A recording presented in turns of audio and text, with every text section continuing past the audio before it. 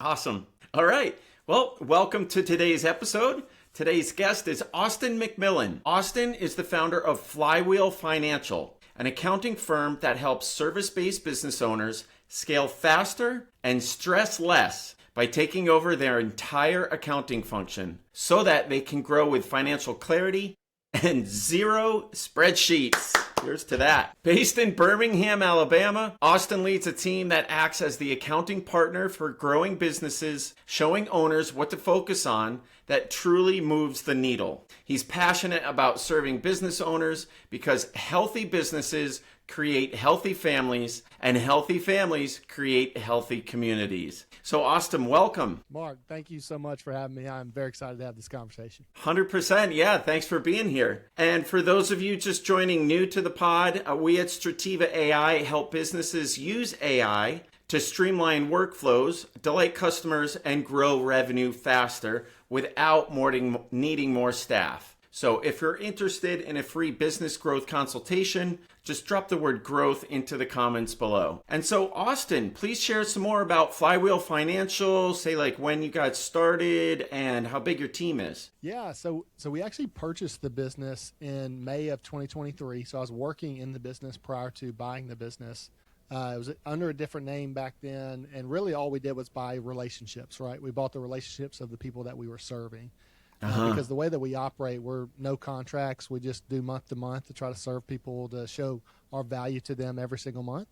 And so ultimately in 2023, loved the business model, loved the relationships, ended up buying those relationships, rebranded to Flywheel Financial, and really have been just growing since. And so really kind of the heartbeat behind Flywheel Financial is we want to be the financial wing of small businesses so those small business owners can focus on sales and operations and the things that are driving the business forward. And the beauty of finances is that it's the thing that actually shows you if sales and operations is actually working or not. So we want to own that completely. So we do all the admin and accounting work that it takes to handle that for a small business so they don't have to stress about the hiring and firing of a bookkeeper or an AP clerk or all these different things that it takes to have an accounting department in-house. And then not only not only do we handle that, but we also show them the numbers that we think if we were in their shoes, how to drive profit inside of their business as well, which is a lot of fun. So we try to be that whole one-stop shop in the financial realm of their business. Fantastic. And how many people are on board, or like how many people are on your team? Yeah, so there's 5 of us currently. So we have, it's me and 4 full-time team members, and then we have contract bookkeepers that also do kind of the clerical and admin work for us as well. So there's about 4 of those guys. So really 9 in total. And so, yeah, so the structure of the business is we have kind of people doing the day-to-day accounting, all the bookkeeping inside of all of our clients' books to make sure there's reconciled and everything's accurate all the time.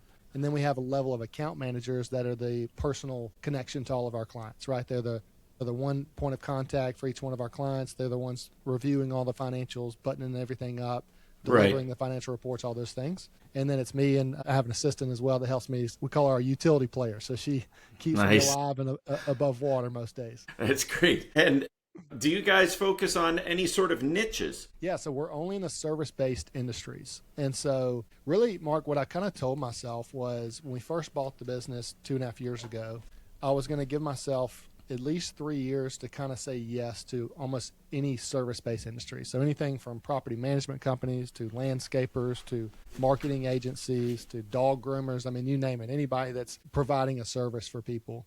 We try to handle the whole financial side of it. And the heart behind that is that we specialize in helping people figure out their labor efficiency ratio, which is one of the best levers you can pull in the service-based industry to drive profit to the bottom line. And so really that's kind of our niche. But in those first 3 years, I was kind of in exploratory mode of just saying, like, let me say yes to a bunch of service-based industries with the mentality of maybe after 3 years, let's narrow down for all the people that we say yes to really hone in on 1 or 2 or 3 of those main industries that we feel super, super confident in and kind of become the expert in that field. So right now I'm still in exploratory mode. Honestly, and what I've realized, Mark, is that I'm leaning more towards, that was my idea when we first bought the business, but I'm leaning a little bit more towards, I'm looking for personalities of business owners more so than a specific niche. Because we like working with people that understand the concept of who, not how, right? So like when you understand that concept, it allows us to own your books and do our job really, really well so that they can stay in their lane of doing their job really, really well that's unique to them in their own business. And we can help to drive that ball forward for them because we're executing on the finances and showing them what to focus on. I love it. I love it. And so what are you guys looking to focus on, say, over the next 12 months in regards to that, ideal client and what they're more about, like what their head is about and their mission? Yeah. So as far as, I guess in a two-part way, I'll kind of answer what the client's focused on, and then for us, what we're focused on. So for us, really what I'm understanding, there's two things that I'm focused on right now. Number one is like being so integrated in their business that we're more of a team member of their business, right? So they get a dedicated person from our team that just knows all the ins and outs. That's the account manager that's handling that person's everything, right? So we're an email away, video call away, Slack away, just getting integrated into the communication of their business. So like it's so easy for the business owner to like basically go back and forth of exactly what we need to execute. And so that's the first thing, is really just the closeness and the bond with these business owners. The other thing that we're doing this year, different than previous years, is we're having a consistent meeting every single month that is literally focused to drive profit for that business owner. So not only are we delivering customized reports to them, but we're also saying, look, we're going to meet with you kind of like a personal trainer. We just want you to show up. We bring the agenda to the table and we show you exactly, here are the things that we see that are off or trends that we're seeing in your business that you might need to keep an eye on. And then also here are the things that we think you need to focus on to say, like, let's increase that bottom line by a certain percent so you can have greater impact in your business. So really that monthly focus is what we're doing. And then the last thing, this is very, very new, Mark, but one of the things that I'm focused on is because we help people become more profitable, that by nature allows them to pay a bigger tax bill because they have more profit margin in their business, right? Right. And so the next thing that I'm implementing internally that I want to build a service for externally is tax strategy. Because what I've realized, Mark, is that, we don't do any year-end tax. We basically do all the day-to-day accounting and then hand deliver those reports to their CPA of choice to file taxes for whoever that business owner is. But one of the things that I've realized is that so many majority of tax filing CPAs don't do any tax strategy, right? They just say, hey, hand me your stuff. I'll tell you what you owe the IRS, and then we'll do it again next year, right? Right. And for me, I'm like, man, if these business owners are doing really well, they might have a really, really fat tax bill at the end of the year. And there's ways you can strategize throughout the year that you can start offsetting some of those taxes. And because we're in your books every single day, we can give you advice of what we see of how you can strategize that way. So that's really the next push, I think.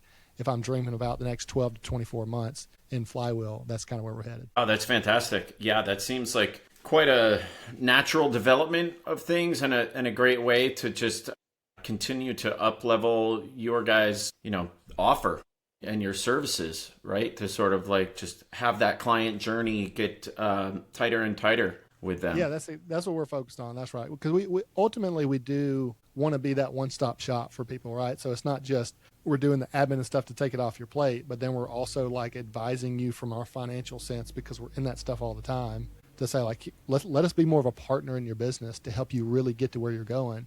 And so what we try to do, Mark, is like when we start anybody, we ask them, what are their long-term goals? Like, what do you want to sell the business in 10 years? Or do you want to keep it and hand it off to your kids 20 years from now? Like, what does that look like? Right. And so we try to understand what they're just outside of money. What are your long-term goals for the business? Yep. And then let us have that as a backbone to say, like, everything we see and do inside the finances, we're going to try to tie that into your long-term goals and how that applies. Yeah, that's a fantastic way to look at it too, is like, I could certainly see where you're saying like typical CPA just banging out taxes. And then, people might be repeat customers because of that. But with your long-term view right out of the gate, then you really become that trusted partner like early on. And so that they see that like, they're like really, you're there together with them to help them grow. Yeah, absolutely. And a big part for us is that like, we don't want you to pay our bill if you're not making money. So it's our job to help you, show you where the holes in the buckets are to make more money, because you got to pay our bill every month, right?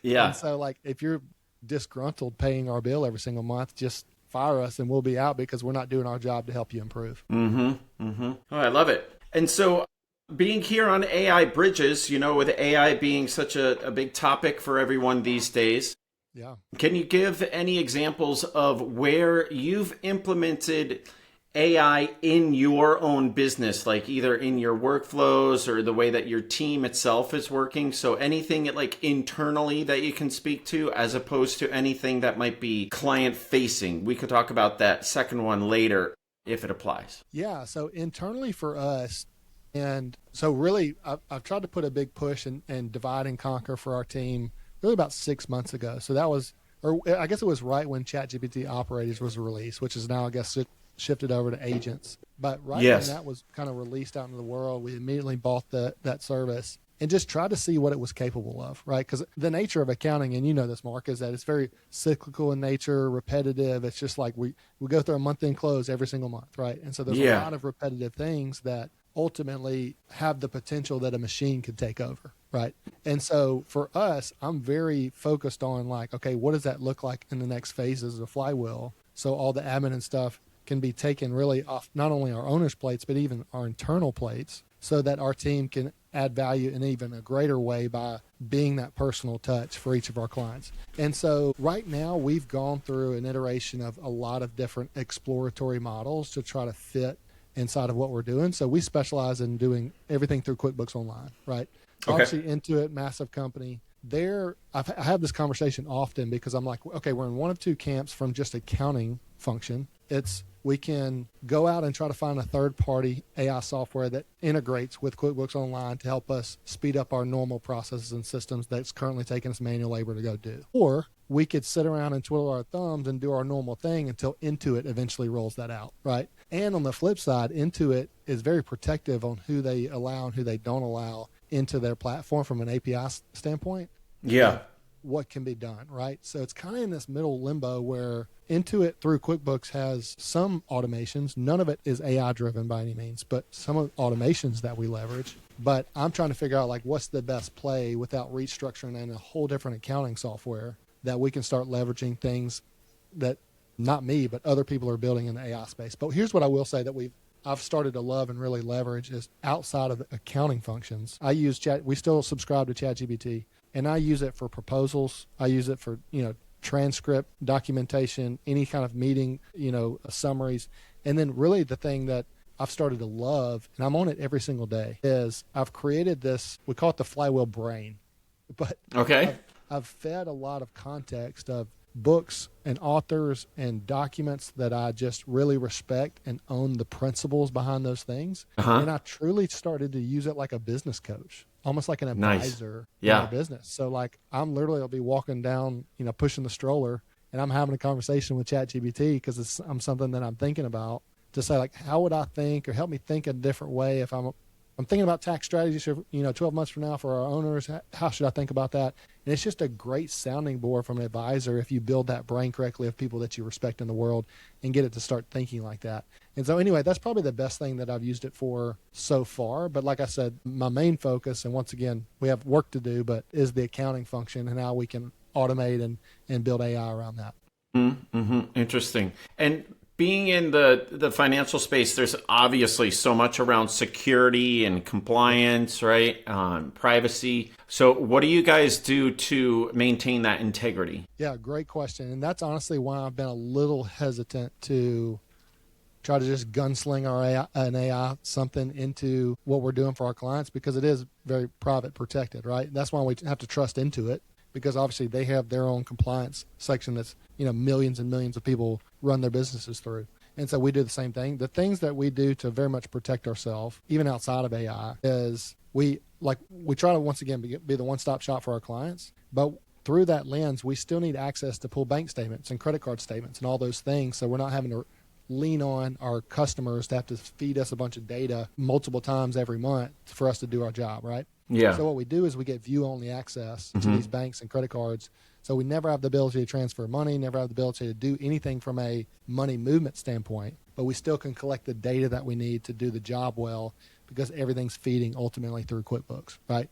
So we trust the QuickBooks side from their security standpoint, and then we set parameters up on our side to say like view-only statements. We have this whole password protecting software where nobody on the team knows any passwords to anything. They can just log in and log out of that password protected software. So we try to do everything in our power to make sure that there's no way, money can leave your account on behalf of Flywheel, because we put things in a way from an integrity standpoint to make sure we're doing our job. I see. Is that a common question that, say, a new client or even existing ones bring up in the early on in the relationship, is like your approach to AI? Well, I wouldn't say not necessarily our approach to AI. It's more so an approach of security. So like Yeah. a lot of people are asking us that when we're onboarding, or we're having those initial conversations about potentially working together. They want to know, how are we making sure that they're fiscally secure and nothing's going to happen because we're all remote. We're in 18 states right now. And so we're doing everything remotely. And so they just want to know there's a good system in place that's going to keep them protected. It's interesting, Mark. There hasn't been a lot of conversations for new clients coming on board with how are you leveraging AI or having this AI conversation yet. I don't know. Maybe I'm just in the slow Alabama backwoods where we haven't quite figured out AI like y'all have. But no, it's fun. It's definitely on the forefront of my mind, but I haven't had a lot of people ask about it. Yeah. There's still a huge adoption phase going on. Absolutely. Yeah, so where it is a buzzword and some people have been like the rapid adopters, right? And obviously it's in the headlines quite a bit with just like the huge dollar amounts that are, going into it investment wise and that sort, on Main Street, right? Or in the backwoods, whatever. There's some people, they've only heard it in conversation and certainly aren't think about like how to employ it or things like that. You certainly see the like teenagers and things like that, or people like that rather, of course, are using it more and more and like downloading, various things because of it. But businesses implementing it, there's been, I don't know if you heard of this MIT study just a few months ago where actually like 90 to 95% of the AI installations turn out having failed. Have you heard that stat? Yeah, so it's definitely more like on the enterprise side of things. So, small and mid-sized businesses they weren't in that study as much, but you can kind of correlate the data to a degree. And it comes down to just where like a company's just jumping in thinking that they want AI in a certain degree of their business for whatever reason. And then either that reason wasn't on good merits or it was just like poorly implemented. And so, there's a lot of like, oh, I want to try it. I want to use it. And there's a lot to be said for taking it slow, right? And doing like one thing at a time and kind of like figuring it out, wrapping your head around it, especially in your sort of business where, that integrity is tantamount, right? Like it's just, you're not going to... You're going to create a lot of problems for yourselves and your clients if you can't do that. AI aside, even just, with just plain like cyber tech stuff. Yeah, so true. That is very, very true, Mark. And that's something like I said, I feel like we're a company of standard operating procedures, right? So like everything we do is built in a document. We kind of run the play through those steps. Yeah. And so really for us, we already have kind of the machine rolling. And so really, I'm trying to look for the opportunities, the low-hanging fruit, if you will, the things that we do have those SOPs for, that there is already a pre-built AI tool out there that can come in and kind of plug and play inside that world. Because like you said, my focus for us is always our clients and keeping them protected. And yeah. So we jeopardize that. And what about internally with your team? Has there been any organizational barriers that you've encountered when looking at AI solutions? And if so, like how have you addressed those? I mean, not necessarily. So the way I look at it from a standpoint of like who has the personality traits on our team that like loves doing the deep research for building a process from start to scratch and they can go out and explore for things that are unique to their role that they're doing. But if you think about our business, how I explained it earlier, like our customer point of contact is in that account manager role. Mm-hmm. And so all of them are doing similar things with each other. So they have, they meet together and talk through like, how are we best serving our clients? And so I let kind of each of them explore, is there options of things that that you're still doing from a repetitive standpoint that you could potentially spend maybe 5 to 10% of your time to go find AI solutions or things out there that could really enhance that, right? Because for me, I try to keep a good ear to the ground for all of our team of like what they're struggling with. We have meetings all the time to kind of walk through like what are the holes in the boat that we can kind of solve. And so I'm trying to look, from a customer experience, that's my focus. But I want each of our team also to say like, okay, what are the inefficiencies in my unique role that I can go learn and grow in to say like, is there a solution out there on the market that we could potentially apply? And honestly, Mark, you could probably coach me up a little bit. Maybe one of the things I need that I haven't explored yet is just bringing in like a third party person like yourself, right? And just saying, let us pull the curtain backs on exactly what we're doing. And you kind of understand, where, because right now, when we only do that internally without a dedicated person that's assigned to like exploring and kind of problem solving in that way, all of us only have so much capacity to go explore because we got a whole bunch of other work to go do to actually deliver on what we've sold. And Yeah. so You want to do your thing. it's like, it's one of the things that I've been contemplating a little bit down the road. And once again, it kind of goes back to me for saying like, okay, do we invest a bunch of money in the third party solution to go do something while we're also kind of married to this Intuit, QuickBooks connection that they've built? And so how do we kind of navigate the waters moving forward there? But going back to your original question from the organizational standpoint, I wouldn't say it's caused any tension by any means from any team members, because we feel all confident, with a team of 5, the 5 plus the contract bookkeepers, we're a pretty small family unit where we all feel really, really confident about the value that we each get to add in our own roles. And so there hasn't been any kind of like worried about, am I going to be replaced one day type mentality, because my focus honestly as the leader of the business is just to keep each person in their unique ability of where they're bringing the highest value, right? Mm-hmm. And so I'm honestly we have these quarterly goal check-ins where we check in every single quarter, and I spend an hour and a half with every single person on our team member individually to say, what are things on your plate that you shouldn't be doing? Let's have a conversation about it, and let me help you get those things removed off your plate, because they're draining you, they're repetitive by nature, they're not in your unique ability to go do. And so those are the things that are kind of like creating the opportunities for now AI to come in and present some solutions there. Yeah, entirely true. With the implementation of AI, what sort of like a mentality that you can frame it around these days is, instead of your, team of 5 plus the contractors having an org chart, you can think of it now as a leverage chart. Like, where can AI come into the complete organization and just do these leverage points so that, you, or I don't know, whoever, like Sam and, so forth, doesn't have to do these things, so that, again, you can have those better client relationships, do something deeper with those clients, like offer that next level of service about like the tax strategies, or go out and get more clients, or whatever it might be, right? However you want to grow your business. But that excuse me, the AI is really leveraging your ability to really just get creative with your team much more than being kind of in the weeds of doing those repetitive things. And so, yeah, that's absolutely a conversation that we could have offline, Austin, because that is exactly what we do with our audit, is to go in and find out, what a company is doing and where they think they want help. But then in doing the audit, sometimes it shines a light in some other nook of the business and then lays out the opportunities for them, so that then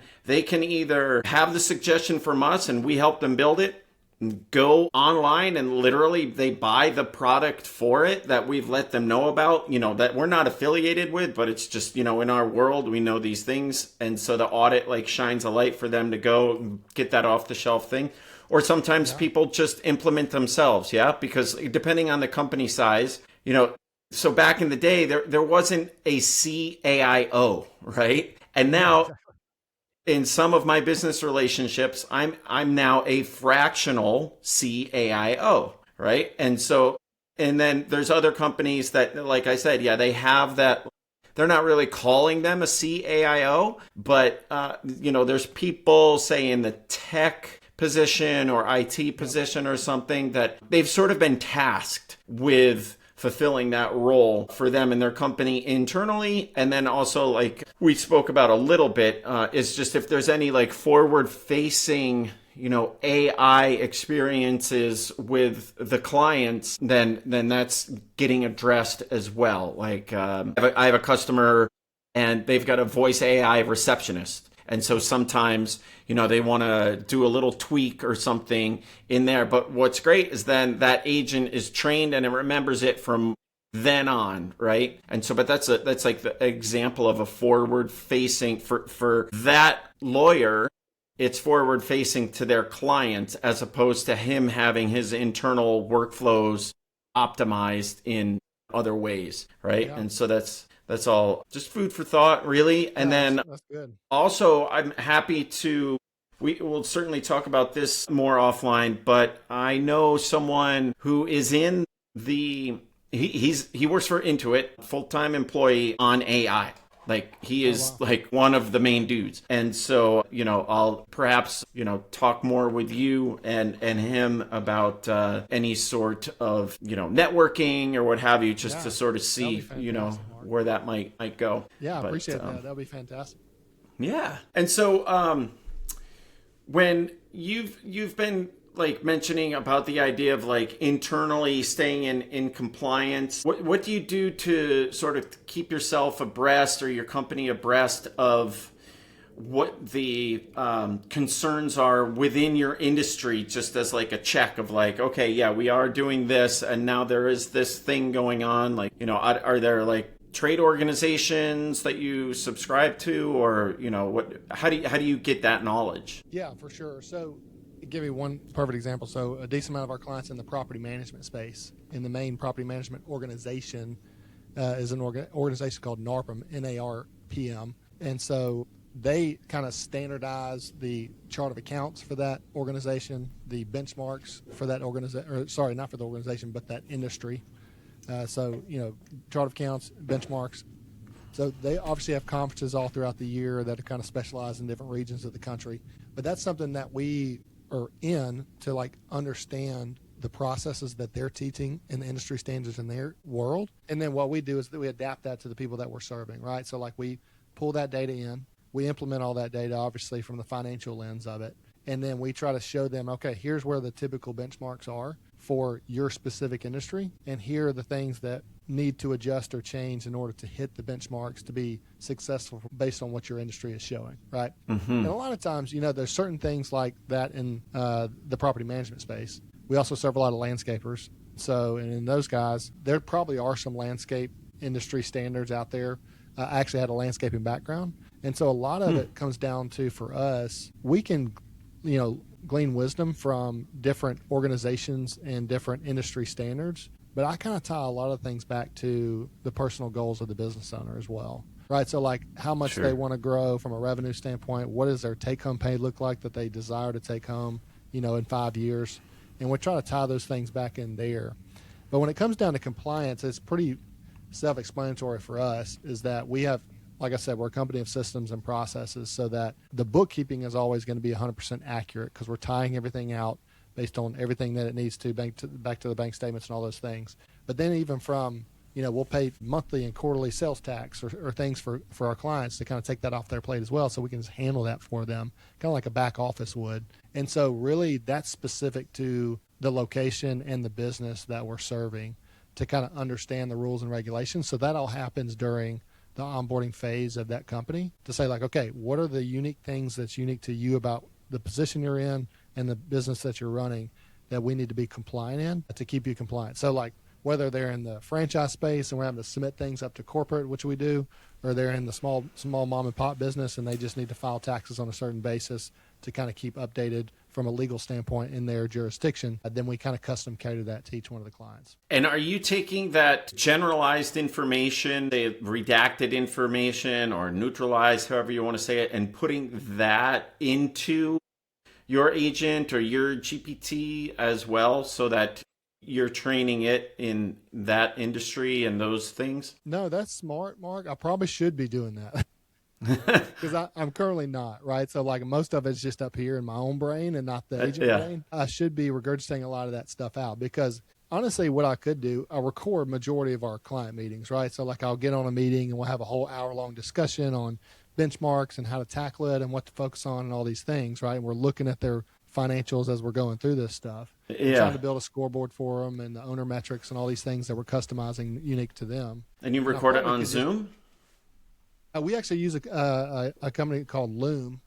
Yeah, Loom. Okay, yeah, sure. Yeah. Right, yep. So we do everything. We're in the Google ecosystem, and then we use Loom. I use Loom multiple times every day. Everybody on the team does. This is a great way to communicate when you're virtual. But we do that for client meetings as well. So honestly, I could take that transcript from those client meetings and import that into this brain to get it to continue to learn of how we're basically applying this knowledge in different industries. Yeah, you could take that, you could tell it to strip out, any of the unique identifiers and That's right. even literally yourself just before when you see it in the transcript form, you could take that out and then put it in the GPT and then have it turn around like a knowledge base for you that then you then commit it to the business brain, right? Wow. Yeah, Yeah. that's brilliant. I love that, Mark. Yeah. I'm going to go back and rewatch this so I know exactly what to do.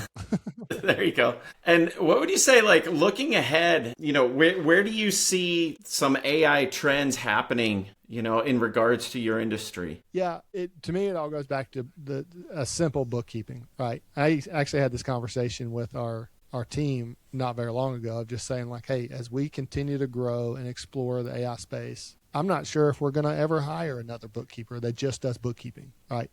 Because we're at this inflection point with AI to say like, we're so close to all the things, whether it's coding transactions, reconciling bank accounts, journal entering things back, all the things it takes to basically like do just the bookkeeping aspect of finance, that I would much rather leverage a machine that can continue to do it day and night and all the things. And so we just haven't found that solution yet, like we were talking about earlier, but that's really the forefront of accounting. So, and just to break it down for you real quick, I think there's kind of 4 levels of finance in any business, right? So like the first level is that bookkeeping. It's just the clerical work to code things and put things in the right buckets. Mm-hmm. And then the second level there is the controller aspect, right? So it's understanding your industry. It's understanding how we, accrual versus cash, and you're making these adjustments to kind of create the performance of your business on your profit and loss and balance sheet and these reports that you're generating. And then the third level above that is the forecasting aspect. So now you got historical data to now understand what you've done seasonally and historically as a business to now allow us to say like, okay, let's project that out to kind of give you frame of reference of what 2026 or 2027 is going to look like. And so there's a whole forecasting element of that. And then the fourth and final one is the fraction, or the CFO, that fractional CFO, if you want to call it, or the chief financial officer. And those are the people that are actually like making sure your organization is fiscally secure, right? They're the ones that are on your lead team meetings, and they understand what's going on in your business, and they're helping you make true long-term financial decisions that are going to benefit the company. And so for us, we're moving into a lane now, because I know bookkeeping is on that low-hanging fruit for AI, that we're moving into a way of saying like, let us be the solution for all 4 of those levels for you as a small business. And so that's where we're growing into. And because we started off, 2.5 years ago, I guess, because right when we bought the company, I guess it was right around the time ChatGPT was released. I mean, it was released in 21, 22? I can't quite remember, but somewhere around there. Yeah. And so for us, bookkeeping was still like a full-fledged thing where you could do a whole business just doing bookkeeping, right? And you still can right now, but the last thing I want to do is build the next Blockbuster, right? So we have to pivot a little bit to say, no, if bookkeeping is a potential way that we don't need labor to function and still produce, then let us grow into the levels above that. And that's currently what we're doing. Yeah. Yeah. That's smart, because, it's the phrase these days, Austin, right, is like, people aren't going to lose their jobs to AI, but they're going to lose their jobs to people that are using AI. That's right. Right. That's right.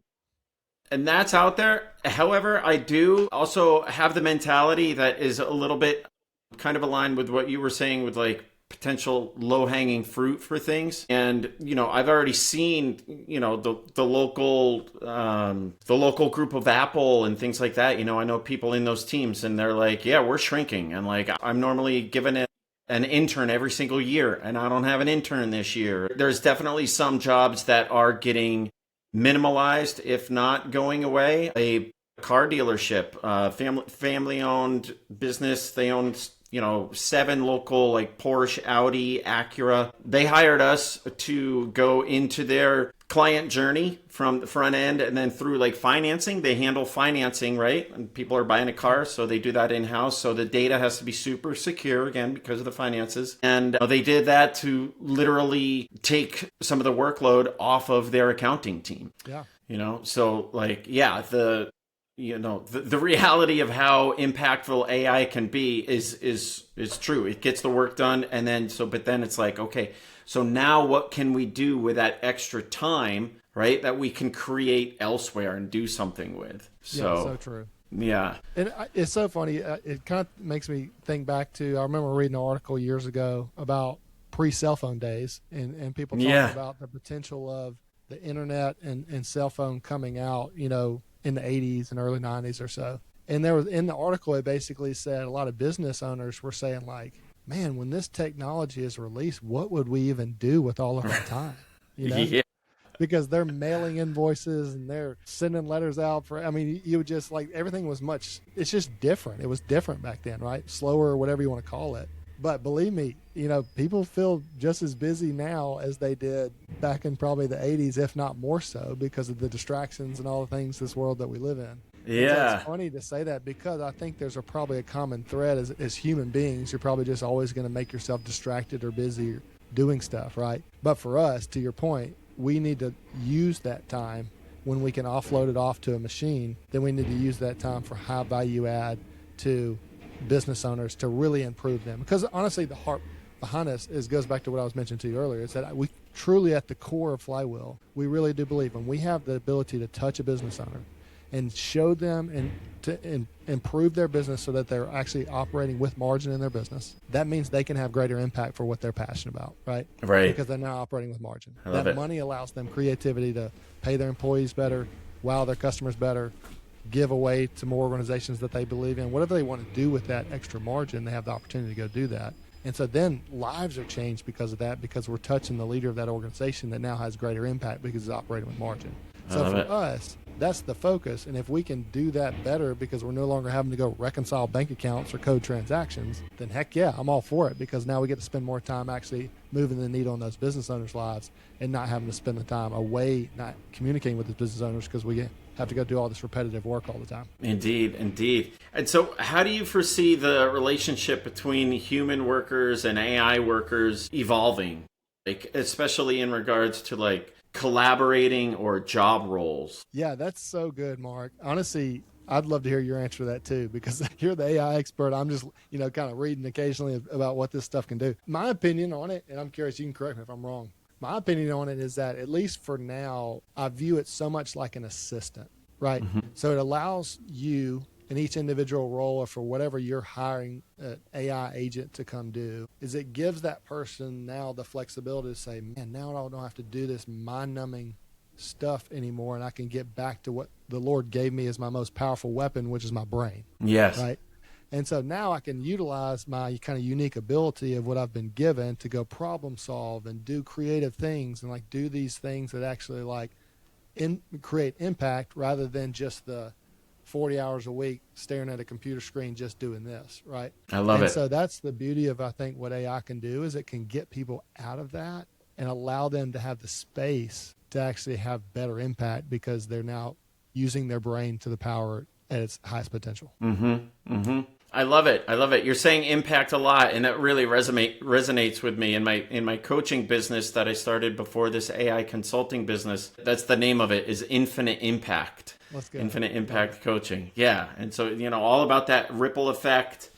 And yeah, to answer your question, my 2 cents on it is, I think that we're going to be using agents more and more. I think that agents are going to be managing other AI agents, that is, right? And then we'll be interfacing with the AI managers more. And it'll be of the mentality of where a lot of people now are just coming to the grips of like, we can use AI to leverage, this tool into here. And the quicker that people can start to think of like AI being a factory instead of a tool in the factory. And so it's like, what do you want the output of the entire factory to look like? Right. And so then you're able to have the impact of whatever it might be. Right. And the product or service might be this color car, or it might be, that type of thing or whatever. But just like collectively thinking of it as like a factory that can turn out said services or said products, so that we're plugging much more into our ability to create, just like you were saying. Yeah. And then, like, we're literally not acting like machines ourselves because of that. so many of us are like nose to the grindstone. Industrialization came along and it's like the 9 to 5 and Monday through Friday, like those were all fabricated, all just built around like the idea of like production, right? And then I think, wasn't it like Ford or someone, he came up with like the idea of a weekend so that then the workers in his company could buy his cars to go then drive them on the weekends.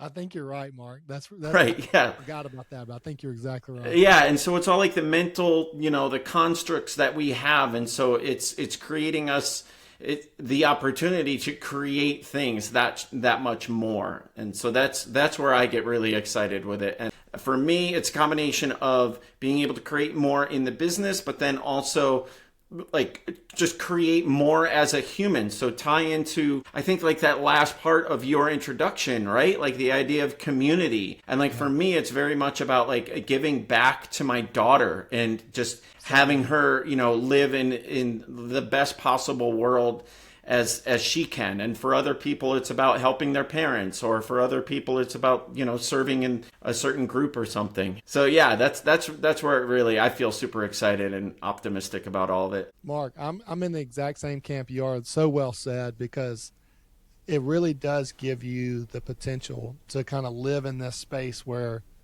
you're in your unique ability more than you ever have been before. And I'm in the full camp of like, when you're operating in that mode for what you were originally designed to go do, that's how you can create the best impact that you need to have from your life. Yes. Right. And so I'm more optimistic about the future than ever, because there's the potential to be able to do that. So all the things that we've spent, so much time in our life to date doing, that are required of us to go do, to execute on a job or do things in the home or whatever it is, right? Yeah. As technology progresses, has the opportunity to get those things off your plate so that you can be present with the things that you're going to be happy that you did on your deathbed one day, right? Yeah. Yeah. And so, exactly. just like, what's your super, legacy super going to be? There's a great book that I just finished reading called The 5 Types of Wealth. Okay. And what I love about it, put it on your list, because the fifth Yeah. and final one is actually financial wealth. But he talks about, I'll just go through them really, really quick. Oh, interesting. The first one is time wealth. And he said the best way to describe this is Warren Buffett's one of the richest people on the planet, but nobody would switch places with him because he's 94 years old.